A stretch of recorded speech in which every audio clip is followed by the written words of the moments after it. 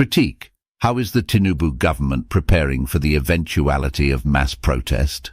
The past 9 years have witnessed some of the most challenging periods in Nigerian governance. In 2015, when Muhammadu Buhari assumed power after a contentious election, many Nigerians were initially willing to give his regime the benefit of the doubt. However, it soon became apparent that Buhari, both mentally and physically, was incapable of driving meaningful development. This eroded the confidence and patience of the populace. The Buhari administration was marred by incompetence, especially among senior officials, widespread corruption, and a blatant disregard for public dissent.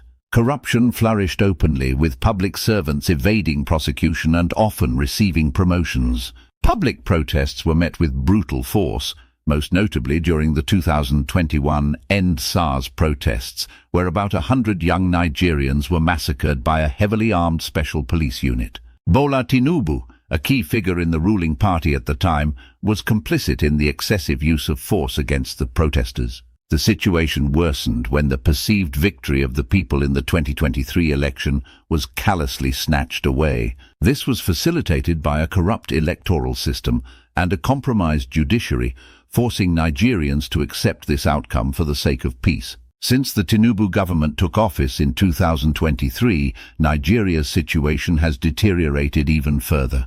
Over the past year, the administration has failed to address critical issues, leading to soaring exchange rates, prices, poverty, and insecurity. The Tinubu government has shown itself to be incompetent, relying on a trial-and-error approach to policy-making and implementation.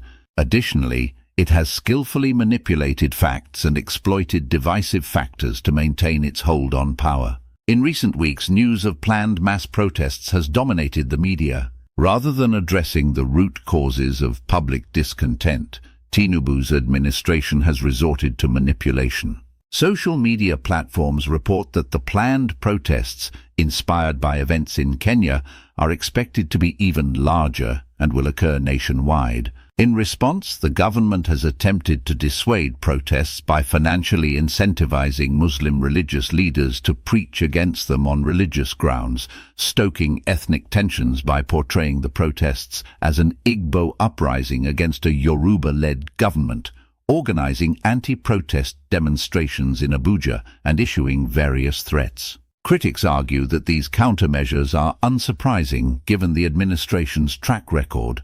They assert that the government is merely playing to its strengths in manipulation and suppression. However, there is still time for the government to change course. By transparently addressing areas of failure, such as misallocated government spending, growing corruption, rising prices, and increasing unemployment, the government could potentially pacify public anger. The current approach, which seems to prepare for another round of heavy-handed suppression, will only exacerbate the situation. Some elder statesmen have urged Tinubu to adopt a new spirit and demonstrate the capacity to alleviate the widespread suffering across the country. What are your thoughts on the planned protest and the government's handling of the situation? Join us at Diaspoint. Be part of Africa's progress. It's high time you join Diaspoint, the platform for active progressives dedicated to African development. Discover comprehensive articles on a wide range of African issues, providing in-depth perspectives to expand your thinking. Help us raise awareness by sharing our articles and engaging with our content. Together, we can foster a deeper appreciation and awareness of Africa's diverse and dynamic landscape. With Diaspoint, you can make a difference.